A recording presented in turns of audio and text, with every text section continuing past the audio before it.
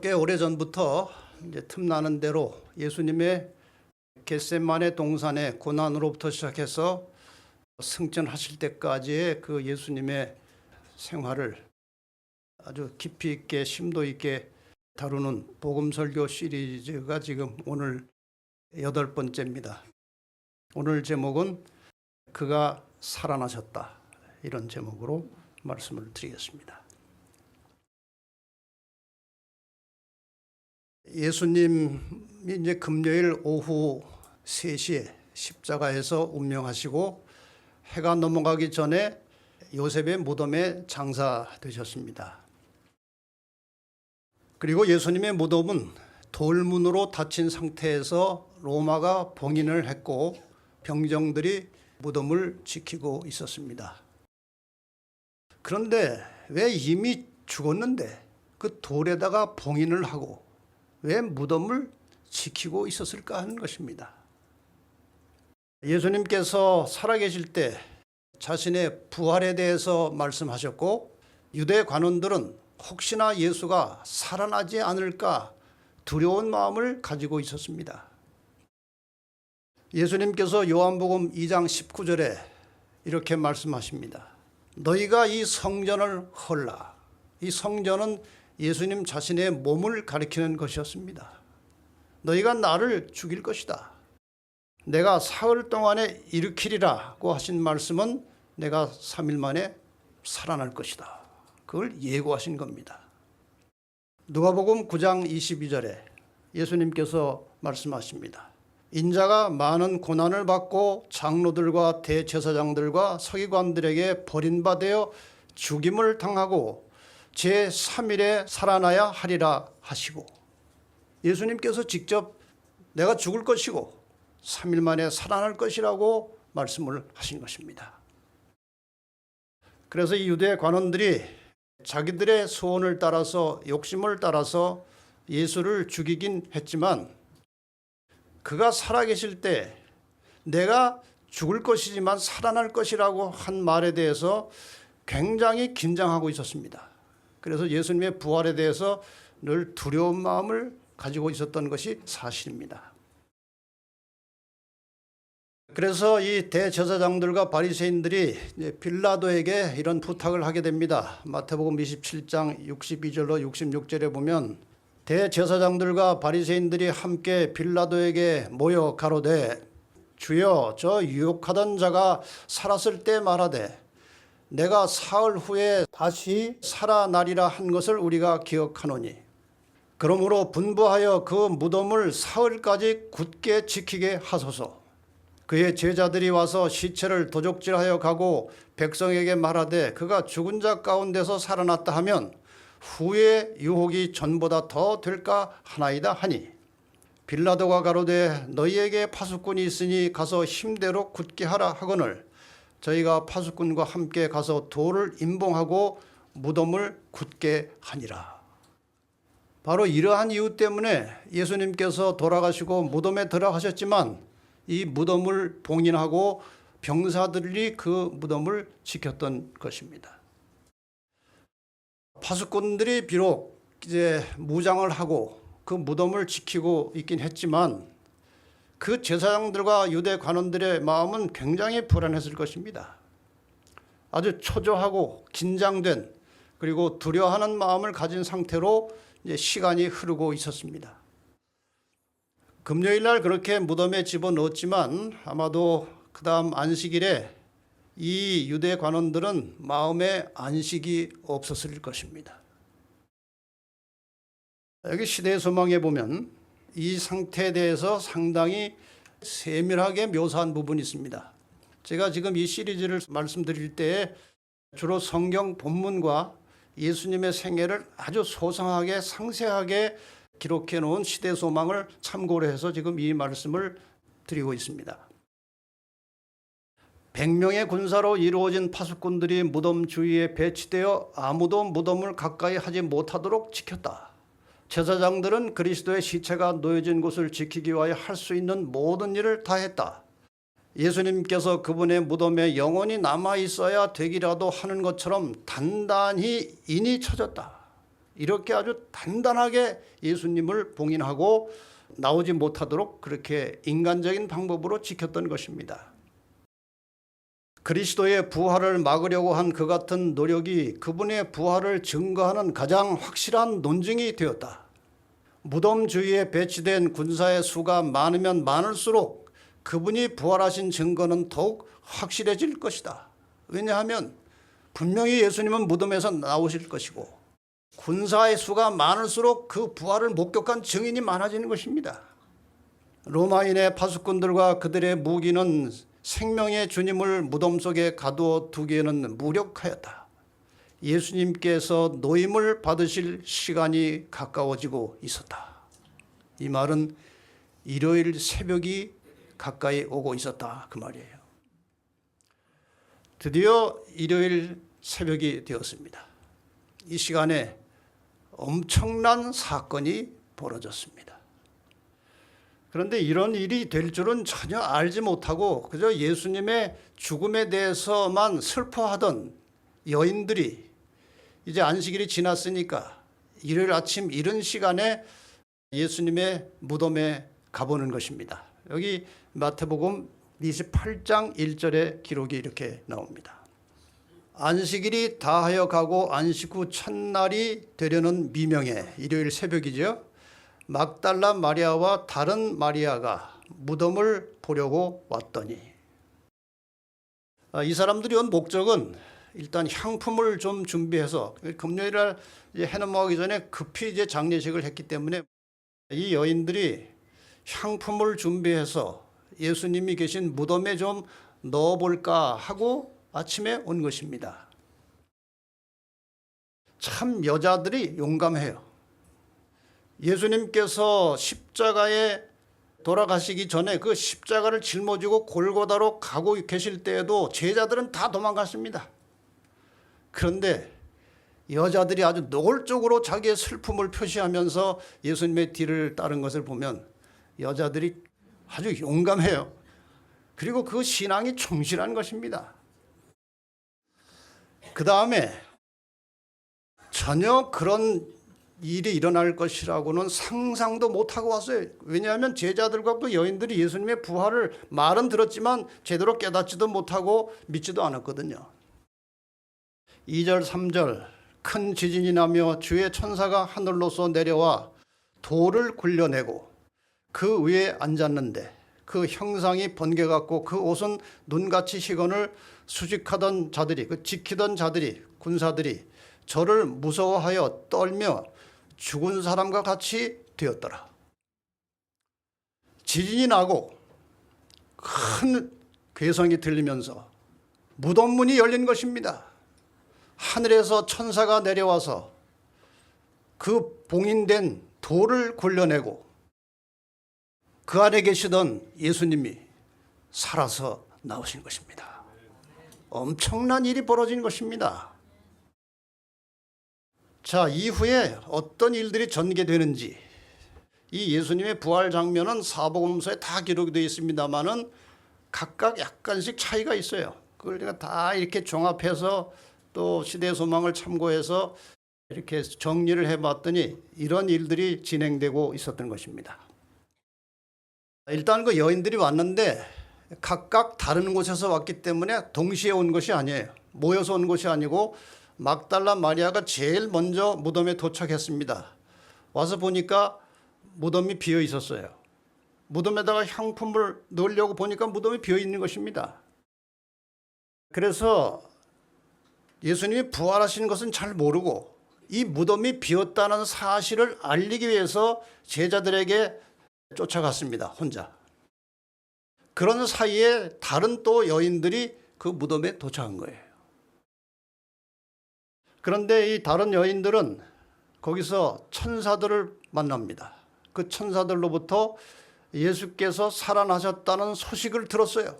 무덤이 그냥 빈 것이 아니고 예수님 시체가 어디로 옮겨진 것이 아니고 예수님이 살아나셨다는 소식을 이 여인들이 듣고 속히 제자들에게 알리기 위해서 또 나간 것입니다. 그런데 먼저 온 마리아, 막달라 마리아로부터 무덤이 비었다는 소식을 들은 베드로와 요한이 쏜살같이 무덤으로 달려왔고 마리아도 그 뒤를 따라서 왔습니다. 베드로와 요한이 와보니까 정말 무덤이 비었어요. 그래서 확인한 다음에 부활한 예수님을 아직 못 봤습니다. 이상하게도 예수님이 아직 나타나지 않으신 것 같아요. 그 자리에. 그래서 그 무덤을 확인한 다음에 예루살렘으로 돌아갔고 마리아는 그대로 남아서 울고 있다가 무덤을 다시 들여다본 것입니다. 너무나 슬펐어요. 예수님 돌아가신 것도 슬픈 사건이었는데 지금 시체도 없는 것입니다. 아주 슬펐어요. 그런데 그 무덤에 천사가 앉아 있다가 마리아를 보고 어찌하여 우느냐 하고 물어봤어요. 그랬더니 아마 정신이 없었을 것입니다. 사람이 내 주님을 어디다 갖다 두었는지 제가 좀 찾았으면 좋겠습니다. 그러고 있는 사이에 그것을 예수님의 시체를 어디다 두었는지 좀 알고 싶다고 그렇게 하면서 누가 아는지 좀 알고 싶습니다. 그렇게 찾고 있는 중에 한 소리가 들렸어요. 여자여 어찌하여 울며 누구를 찾느냐 그런 소리가 났어요. 아마 이 마리아는 얼떨결에 그 동산을 지키는 동산지기인 줄 알았을 것입니다. 다시 말합니다. 만약 당신이 우리 주님의 시체를 옮겼으면 가르쳐 주세요. 그럼 제가 다른 곳에 장사하겠습니다. 왜 이런 말을 했는지에 대한 배경까지 나와 있어요. 시대소망에 보면 예수님이라는 그분이 그 부자 무덤에 들어가 있을 만한 분이 아니면 그래서 이 시체를 혹시 누가 빼냈으면 제가 저희 신분에 맞는 무덤으로 옮기겠습니다 할 때 이 마리아는 누구의 무덤을 생각하고 그렇게 했는가 하면은 죽었다가 살아난 나사로의 무덤이 비어 있었어요. 그런 생각까지 한 것입니다. 이렇게 이제 동산직인 줄 알고 한참 대화를 주고받는데 마리아여 하는 소리가 들리는 겁니다. 낯설지 않은 친숙한 목소리로 들려오는 것입니다. 어디서 많이 듣던 목소리예요. 그리고 보니까 예수님이셨습니다. 얼마나 기뻤겠습니까? 즉시로 확인하고 라보니여 하면서 그분의 발을 잡으려고 했습니다. 이때 예수님께서 발을 잡지 못하도록 하시면서 하신 말씀이 굉장히 중요한 말씀이에요. 요한복음 20장 17절 18절 예수께서 이르시되 나를 만지지 말라. 내가 아직 아버지께로 올라가지 못하였노라. 많은 사람들이 예수님께서 십자가에 돌아가실 때 옆에서 강도가 주님의 나라에 임하실 때 나를 기억해 주소서. 그때 예수님께서 내가 약속하는데 내가 낙원에 있을 것이다 그렇게 말씀하신 것을 읽고 오해를 합니다. 예수님께서 돌아가실 때 영혼이 분리돼서 천당에 갔고 강도도 같이 갔다 그렇게 믿는 분들이 많은데 이건 성경을 잘못 알고 있는 것입니다. 여기 분명히 예수님께서 내가 아직 아버지께로 올라가지 못하였노라. 그 다음에 하신 말씀 상당히 또 중요합니다. 너는 내 형제들에게 가서, 여기 형제들이라는 말은 굉장히 친근한 말입니다. 너는 내 제자들에게 가서 하지 않으셨어요. 내 형제들에게 가서 이르되 내가 내 아버지 곧 너희 아버지. 저는 이번에 이 말씀을 준비하다가 이 부분에 굉장한 감동을 받았어요. 내 아버지 곧 너희 아버지. 그러니까 나와 너희는 뭐라는 거예요? 형제라는 것입니다. 내 아버지 곧 너희 아버지. 내 하나님 곧 너희 하나님. 그러니까 예수님은 우리를 혈육 같은 형제로 생각하신 것입니다. 그리고 제자들에게도 내 형제들에게 가서 구하라. 예수님께서 우리 같은 더럽고 추한 인간들을 십자가로 구원하시고 형제라고 하시니 우리끼리는 더욱더 형제여야 하는 것입니다. 형제는 화목하게 지내야 하는 것입니다. 여러분 절대 동료들과 이웃들과 성도들과 불화한 상태로 살지 마시기를 바랍니다. 내 아버지 곧 너희 아버지, 내 하나님 곧 너희 하나님께로 올라간다 하라 하신데, 막달라 마리아가 가서 제자들에게 내가 주님을 보았다 하고 또 주께서 자기에게 이렇게 말씀하셨다 이르니라. 그러니까 예수님께서 제자들과 만나기 전에 어디를 다녀오셨다는 것입니까? 하늘에 다녀오셨다는 거예요. 여긴 분명히 아주 명확한 언어로 기록하고 있습니다. 예수님은 일단 하나님 앞으로 올라가서 사업의 완성을 보고하시고 하나님으로부터 모든 권세를 부여받으셨습니다. 하늘에는 예수님께서 승리하고 올라오신 그 장면을 보고 천만 천사들이 얼마나 기뻐하셨겠습니까?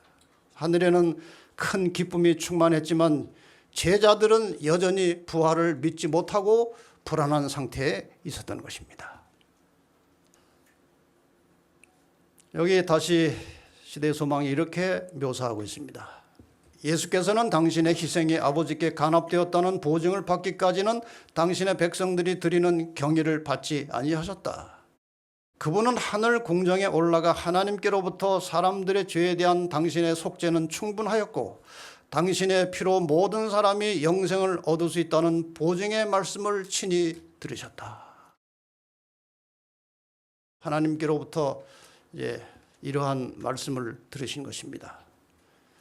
내 아들의 십자가 희생을 통해서 인류를 구원하기 위한 모든 것이 충분히 이루어졌고 이제 앞으로는 내 아들이 이 모든 것을 관할할 것이다 하고 권세를 부여받으셨습니다.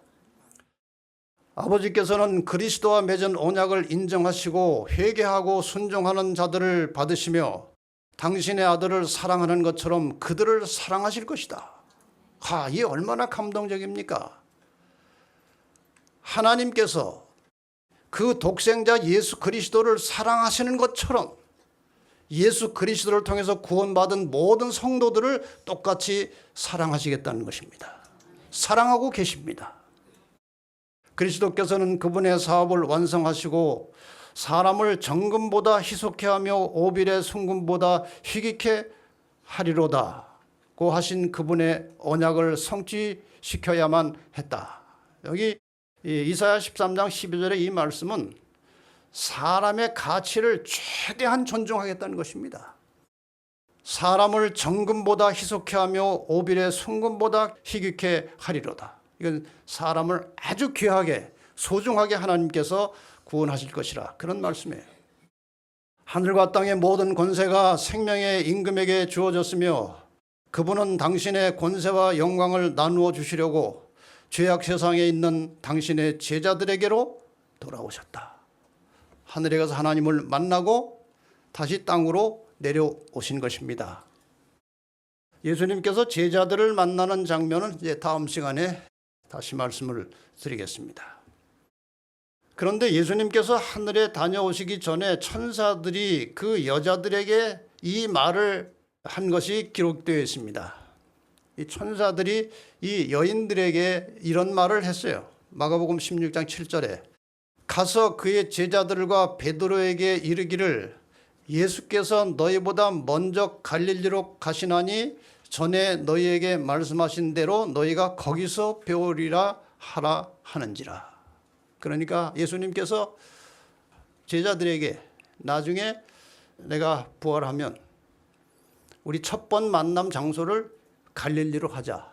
그러니까 갈릴리에 그들이 늘 모였던 장소가 있었던 것 같아요. 갈릴리에서 만나자고 하셨는데 이 제자들은 다 잊어버리고 있었습니다. 천사가 이제 예수님의 지시를 받았겠죠. 그의 제자들과 베드로에게 이르기를 예수께서 너희보다 먼저 갈릴리로 가시나니 전에 너희에게 말씀하신 대로 너희가 거기서 갈릴리에서 너희가 부활하신 예수를 만날 것이다 하고 말을 전했습니다. 그런데 여기에서 우리가 주목해야 할 것이 하나 있습니다. 가서 그 제자들에게 하지 않으시고 그 제자들과 누구에게? 베드로에게 하고 베드로의 이름을 구체적으로 명시하셨습니다. 왜 그러셨을까요? 그리스도께서 돌아가신 후에 베드로는 양심의 가책으로 위축되어 있었다. 왜? 예수를 3번이나 부인하고 저주했기 때문에요. 주를 부인한 수치스러운 일과 구주의 사랑과 고민에 쌓인 시선이, 그러니까 예수님께서 그 베드로가 부인하는 모습을 뻔히 보고 계셨습니다. 이게 그 말이에요. 주를 부인한 수치스러운 일과 구주의 사랑과 고민에 쌓인 시선이, 그걸 봤거든요, 베드로가. 그거를 자기가 잊을 수가 없는 거예요. 항상 그의 앞에 어른거렸다. 어떤 제자들보다도 베드로는 가장 심한 고통을 겪었다. 다른 제자들은 그냥 도망만 갔을 뿐입니다. 근데 베드로는 그래도 조금 용감해가지고 예수님이 신문 당하는 데까지 갔지만 거기서 큰 실수를 한 것입니다. 그의 회개가 용납되고 그의 죄가 사함을 받았다는 보증이 그에게 주어졌다. 그들은 특별히 그의 이름을 들어가며 말했다. 제자들이 거기 다 와서 나를 만날 것인데 특별히 누구는 꼭 와야 된다는 거예요. 베드로는 그 자리에 오라는, 이런 예수님의 배려가 있었던 것입니다. 모든 제자들이 다 예수님을 버렸으나 그분을 만나기 위하여 가라는 부르심에는 또 다시 저희 모두가 포함되었다. 제자들 다 도망갔는데 그 제자들 다 오라고 주님께서 초청하셨습니다. 예수께서는 그들을 버리지 않으셨다. 막달라 마리아는 자기가 주님을 보았다고 말하면서 그들에게 갈릴리에서 만나시겠다고 하신 초청을 반복해서 말했다. 제자들은 아직 부활하신 주님을 본 사람이 없었습니다. 갈릴리에서 이제 부활하신 예수님을 만나게 될 것입니다. 3번째 기별이 그들에게 보내졌다. 아버지께 다녀오신 후에 예수께서 다른 여자들에게 나타나셔서 평안하뇨 하시거늘 여자들이 나아가 그 발을 붙잡고 경배하니 이에 예수께서 가라사대 무서워 말라, 가서 내 형제들에게 갈릴리로 가라 하라. 거기서 나를 보리라 하시니라. 3번 반복해서 이 말씀을 전달하셨습니다. 그런데 여기에 조금 우리가 생각할 부분이 있습니다. 지금 이 말씀은 하늘에서 내려오신 다음에 여자들에게 나타나서 하신 말씀이에요. 그래서 그 여자들이 그의 발을 붙잡고 경배했지만 나를 만지지 말라고 말씀하지 않으셨어요. 왜? 하나님께 다녀오셨기 때문에 그런 것입니다. 성경은 정확하게 이 사실을 우리에게 전하고 있습니다. 자, 예수님의 부활 소식에 가장 당황하고 두려워했던 사람들은 제사장들과 유대 관원들이었습니다. 예수님의 부활에 당황한 이 제사장들과 유대 관원들에 대해서 잠깐 생각해 보겠습니다. 예수님의 부활을 가장 먼저 목격한 사람들은 여인들이 아니고 예수님의 무덤을 지키던 로마의 파수병들이었습니다. 그들이 제일 먼저 봤어요. 예수님이 부활하신 장면을. 유대 관원들은 제자들이 시체를 훔쳐갈지 모르니까 파수병을 세워달라고 했지만 사실 그들은 예수님의 부활에 대해서 은근히 두려워하고 있었습니다.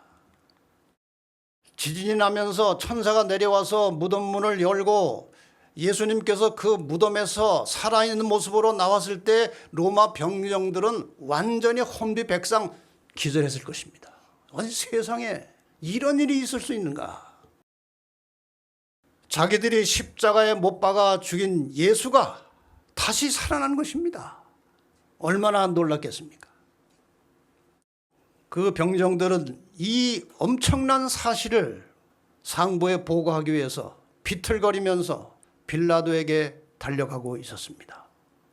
자기들은 잘못하면 사형입니다. 무덤을 지키라고 보초를 세워놨는데 무덤 문이 열리고 예수가 살아났으니 지키지 못한 것이죠, 결과적으로.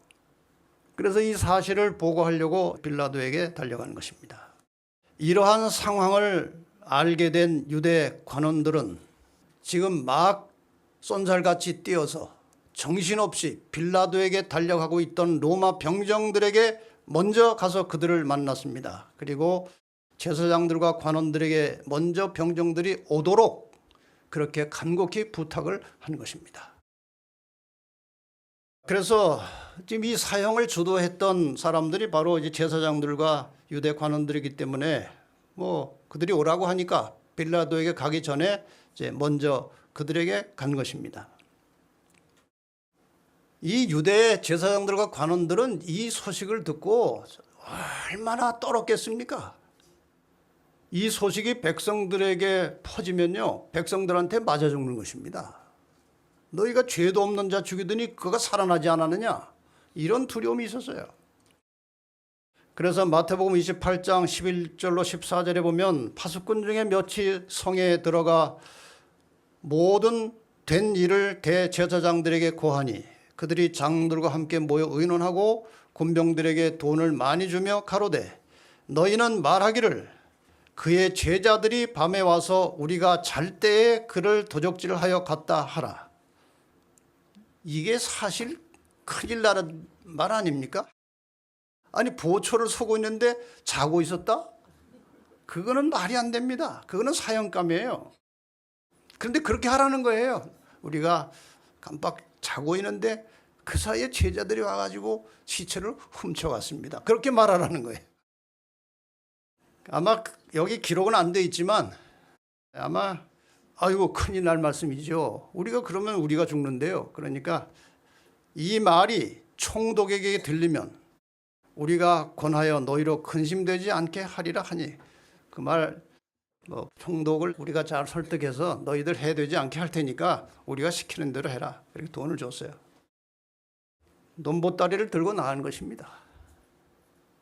옛날이나 지금이나 일단 거짓말, 요즘 가짜뉴스라고 하죠. 가짜뉴스와 뇌물은 인간의 죄된 본성에서 나오는 매우 보편적이고 일반적인 죄라는 것입니다.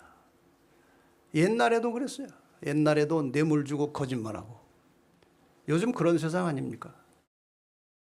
그러나 예수님의 부활은 숨길 수 없는 사실이고 현실이었습니다.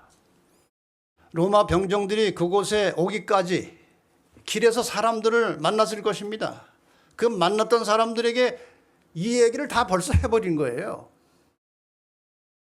그 다음에 병정들이 빌라도 앞에 가서 그 제사장들이 시킨 대로 말을 하려고 했는데 도무지 그 말이 안 나오는 것입니다. 그래서 그냥 돈은 받았지만 사실대로 다 말해버렸어요. 예수님의 부활의 증인들이 확실하게 있는 것입니다. 일단 무덤에 갔던 여인들, 제가 성경절로 설명을 드리겠습니다. 요한복음 20장 16절 17절 예수께서 마리아야 하시거늘 마리아가 돌이켜 후브리 말로 라보니아 하니 이는 선생님이라. 예수께서 이르시되 나를 만지지 말라 내가 아직 아버지께로 올라가지 못하였노라. 너는 내 형제들에게 가서 이르되 내가 내 아버지 곧 너희 아버지 내 하나님 곧 너희 하나님께로 올라간다 하라. 부활한 예수님을 마리아가 본 것입니다. 여기 증인이 하나 있어요. 또 다른 여자들 마태복음 28장 8절 9절 그 여자들이 무서움과 큰 기쁨으로 무덤을 빨리 떠나 제자들에게 알게 하려고 다름질할새 예수께서 저희를 만나 가라사대 평안하뇨 하시거늘 여자들이 나아가 그의 발을 붙잡고 경배하니. 여기 또 다른 여자들이 증인이 있어요. 그 다음에 매우 중요하고 확실한 증거는 이것입니다. 예수님께서 돌아가실 때 무덤이 깨어지고 많은 사람들이 일어났다는 말씀 아시죠? 마태복음 27장 51절로 53절에 보면 이렇게 기록되어 있습니다. 예수님께서 운명하시는 순간에 성소 휘장이 위로부터 아래까지 찢어져 둘이 되고 땅이 진동하며 바위가 터지고 무덤들이 열리며 자던 성도들이 많이 일어나되. 많은 사람들이 그렇게 질문합니다. 그때 무덤에 나와서 뭘 했느냐 이거예요.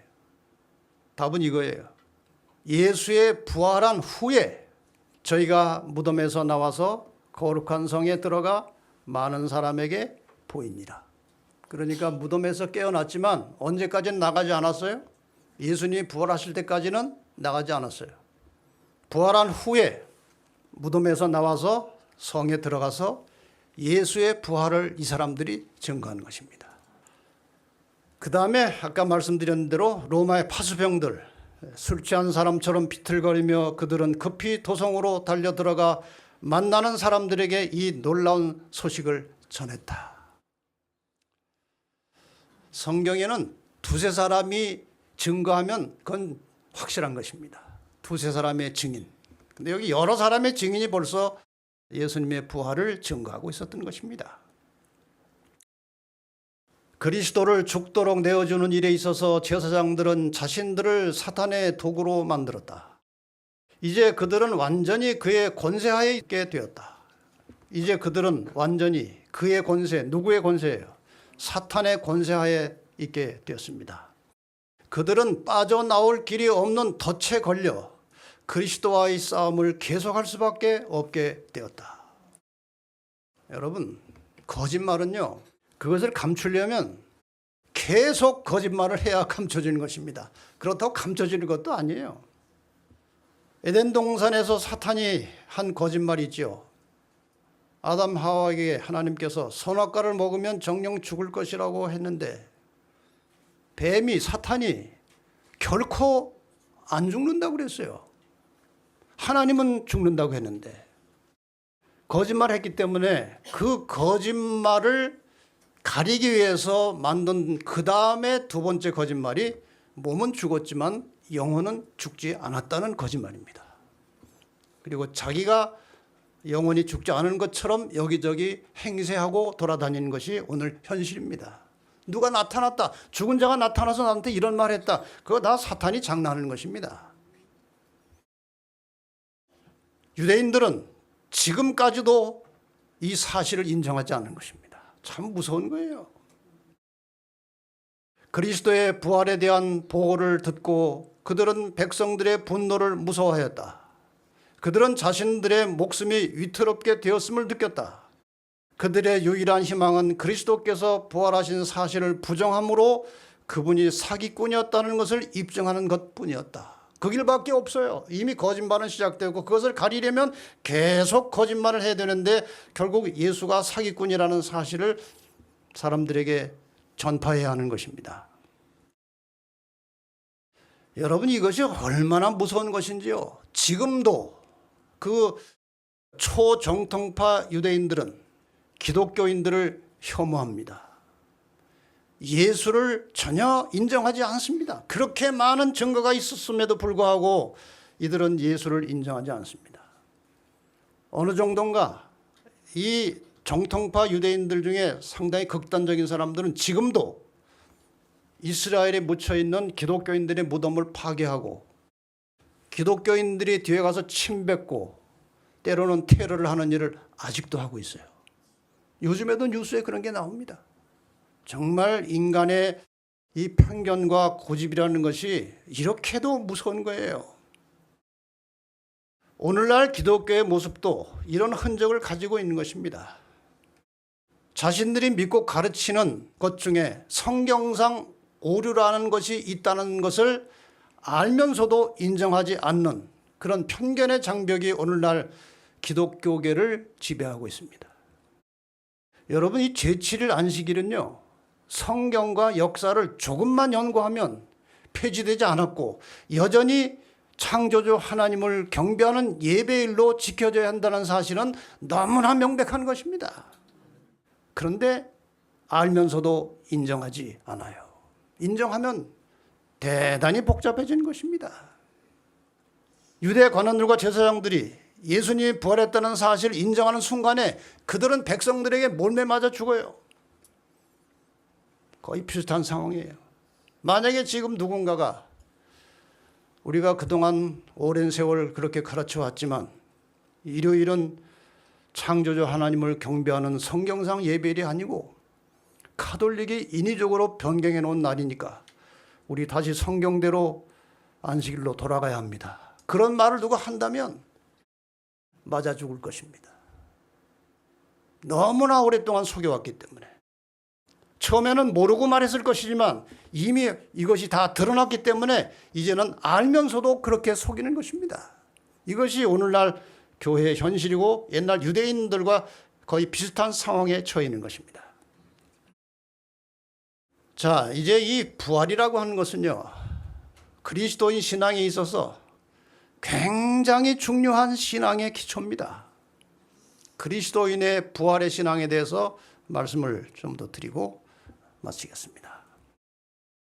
이 십자가와 부활은 기독교 신앙에 있어서 두 개의 큰 기둥과 같은 것입니다.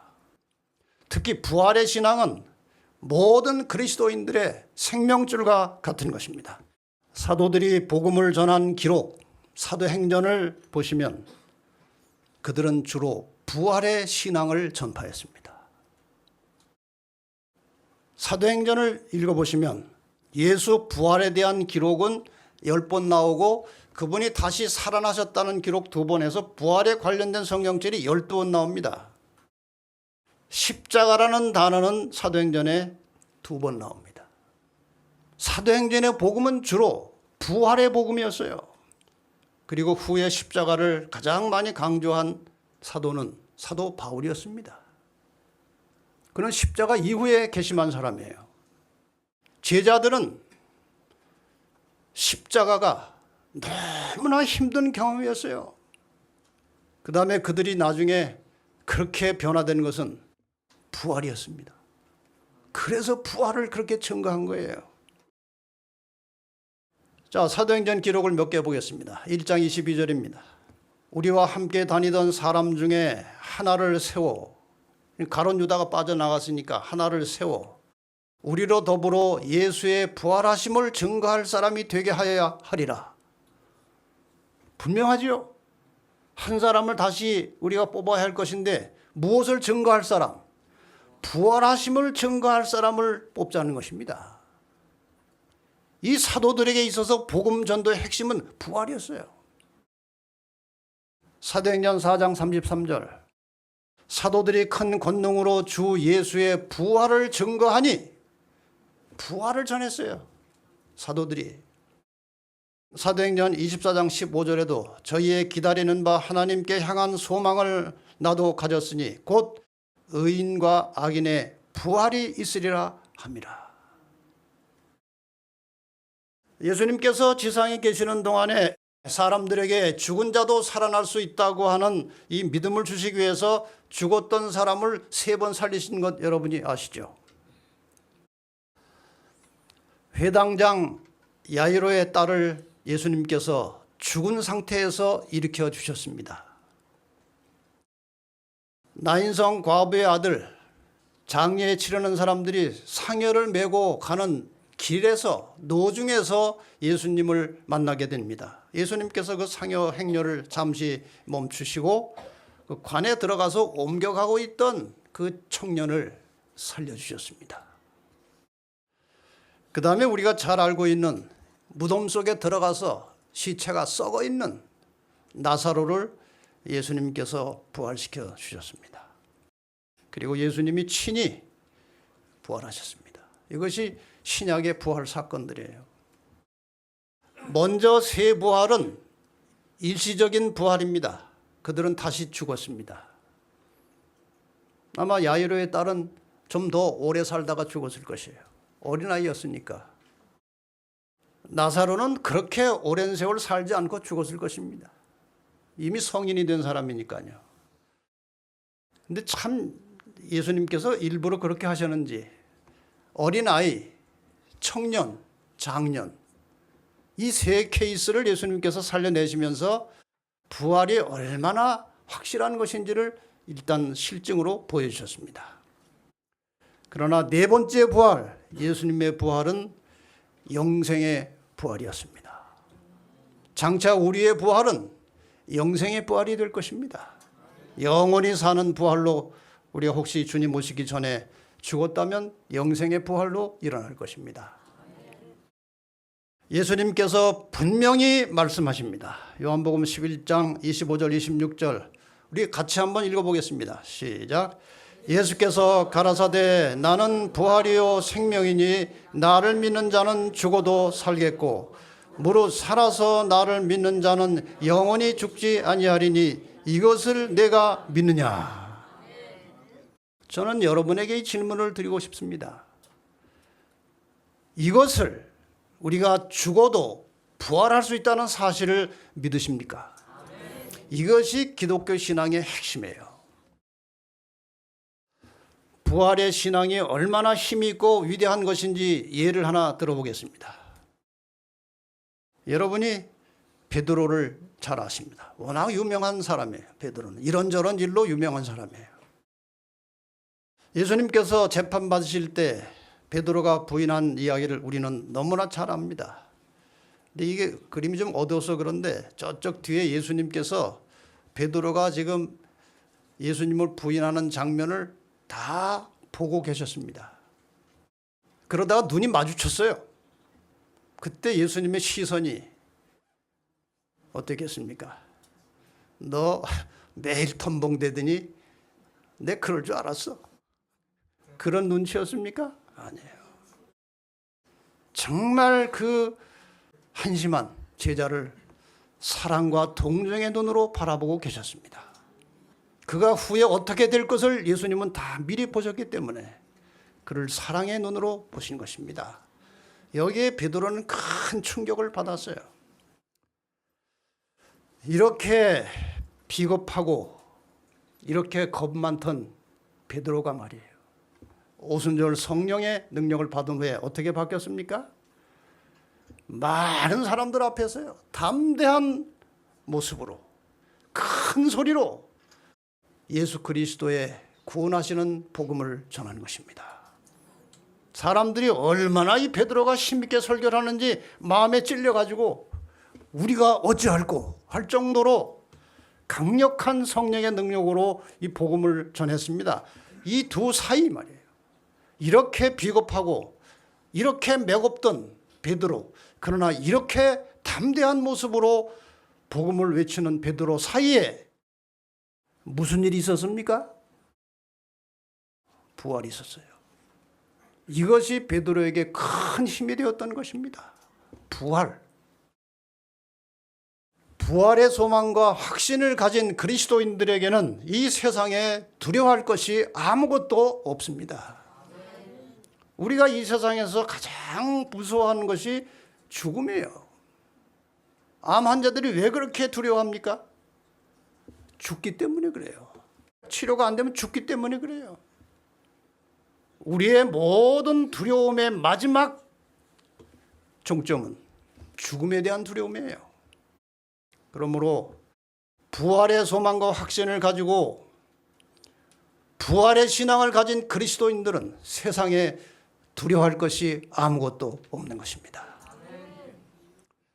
예수님의 잡히는 모습을 보고 도망갔던 비겁하고 소심하고 겁 많던 제자들은 이 부활 사건 이후에 목숨을 걸고 부활의 복음을 전하다가 거의 다 비참하게 순교했습니다. 어떻게 그렇게 용감하게? 베드로는 말이에요. 십자가형을 받았을 때 내가 어떻게 예수님과 똑같은 모양으로 죽습니까? 나를 거꾸로 못 박아 죽여주세요. 이런 용기가 어디서 나오는 것입니까? 부활이에요. 부활. 제자들뿐 아니라 우리 신실한 그리스도인들은 예수의 이름을 위해서 자신의 목숨을 아낌없이 버렸습니다. 우리는 이 역사를 많이 알고 있어요. 로마의 원형극장에서 수많은 진실한 그리스도인들이 죽어갔습니다. 사도 요한의 제자로 알려진 이 폴리갑이라고 하는 감독이 예수를 전하다가 나이 많아서 노쇠한 상태에서 잡혀 들어갔는데 그저 한마디면 살려줬습니다. 이 재판관들이 이 노인이라 좀 살려주려고 여러 가지 말로 그냥 예수 한 번만 부인하라고 그랬더니 예수님이 나를 평생 동안 한 번도 부인하지 않으셨는데 내가 어떻게 예수를 부인합니까? 하고 화형으로 죽었어요. 그 용기가 어디서 나옵니까? 나는 죽어도 살 수 있다는 믿음이 있었던 것입니다. 나는 잠깐 죽지만 살면 영원히 산다는 거예요. 종교 암흑세 동안에 수많은 신실한 그리스도인들이 아주 극심한 박해를 받고 때로는 순교했습니다. 많은 사람들이 죽었어요. 그 사람들을 죽을 수 있도록 용기를 준 것은 부활의 신앙입니다. 부활의 신앙이었습니다.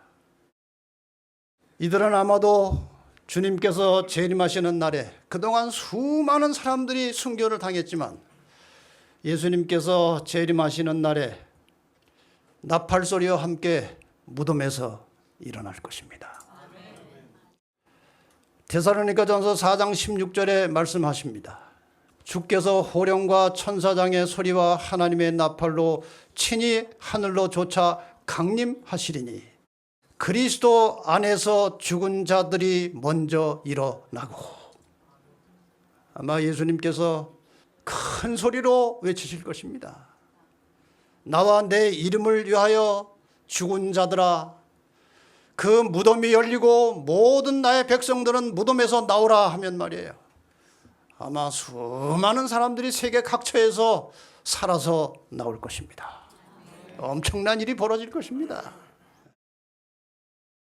제가 이런 상상을 해봤습니다. 한국에서 이 재림의 순간에 가장 분주하고 복잡한 장소가 어딜까? 아마도 포천 재림묘연일 거예요. 여기에 수많은 우리 재림 성도들이 재림의 소망을 품고 무덤에 들어갔습니다. 예수님은 여러 차례 성도의 죽는 것은 죽은 것이 아니라 잠잔다고 표현하셨습니다. 그 속에 생명이 있기 때문에 그런 것입니다. 다시 살아날 것입니다. 지금 여기 묻혀있는 모든 성도들은 잠자는 것입니다. 그래서 예수님께서 아마 살아나라 하지 않고 일어나라고 하실 것입니다. 일어나라. 예수님께서 나사로에 대해서도 내 친구 나사로가 잠들었다고 말씀하셨어요. 잠들었다는 것은 일어날 수 있다는 것입니다. 이것이 부활의 약속이에요. 이사야 선지자는 이렇게 말합니다. 주의 죽은 자들은 살아나고 우리의 시체들은 일어나리이다. 티끌에 거하는 자들아 너희는 깨어 노래하라. 주의 이슬은 빛난 이슬이니 땅이 죽은 자를 내어 놓으리로다. 하나님께서 한 번 말씀하시면 다 일어나는 것입니다. 저는 오늘 목사님 이렇게 설교하는 걸 듣고 잠시 속으로 좀 웃었습니다. 나사로야 나오라 그랬어요. 왜 그랬을까? 그냥 나오라고 말씀하시면 전부 다 나올 거라, 무덤에서. 그래서 나사로만 나오라고 하셨다는 거예요. 아마 예수님께서 재림하실 때는 한 사람 이름만 부르지 않고 모든 잠자던 성도들아 일어나라고 하실 것입니다. 그때 일어날 것입니다. 그리스도는 믿는 자에게 부활과 생명이 되신다. 죄로 인해 잃어버린 생명이 우리 구주 안에서 회복된다. 이는 예수께서 당신이 원하는 자들에게 줄 수 있는 생명을 자기 자신 속에 가지고 계신 까닭이다. 그분은 불멸을 주실 권리를 부여받으셨다. 믿는 자들에게는 죽음이 사소한 문제에 불과하다. 이 말 참 힘이 되지 않습니까? 믿는 자들에게는 죽음이 사소한 문제에 불과하다. 그리스도께서는 그것을 마치 순간의 일처럼 말씀하셨다. 사람이 내 말을 지키면 죽음을 영원히 보지 아니하리라. 죽음을 영원히 맛보지 아니하리라. 그리스도인에게는 죽음이란 잠자는 것이며 한순간의 침묵과 어두움에 불과한 것이다. 제가 이 부활을 좀 감동적으로 설명하려고 이것저것 생각해 봤는데 시대의 소망 이상으로 감동적인 표현을 할 능력이 없어서 결국 그 말씀으로 제가 결론을 지는 것입니다.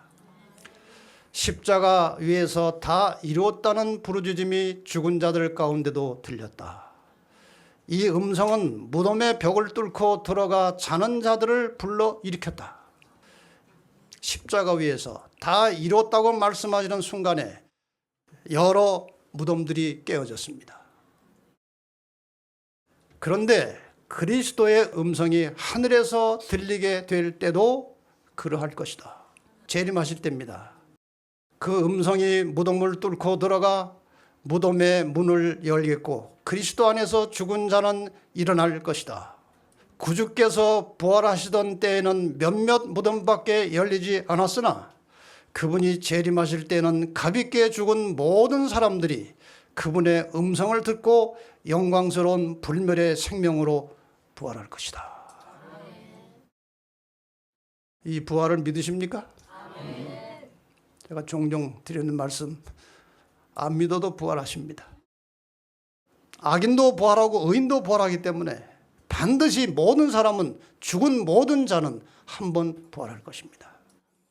여러분, 심판의 부활에 들어가지 마시고 부디 생명의 부활에 들어가십시다. 끝으로 이 성경절을 같이 읽고 말씀을 마치겠습니다. 요한복음 11장 25절 26절 다시 한번 우리 읽겠습니다. 시작. 예수께서 가라사대 나는 부활이요 생명이니 나를 믿는 자는 죽어도 살겠고 무릇 살아서 나를 믿는 자는 영원히 죽지 아니하리니 이것을 내가 믿느냐. 아멘. 부활에 대한 믿음과 확실한 소망을 가지고 예수님의 재림과 부활을 증거하며 살아가는 우리 진리의 뿔 성도들이 되시기를 바라면서 말씀을 마치겠습니다.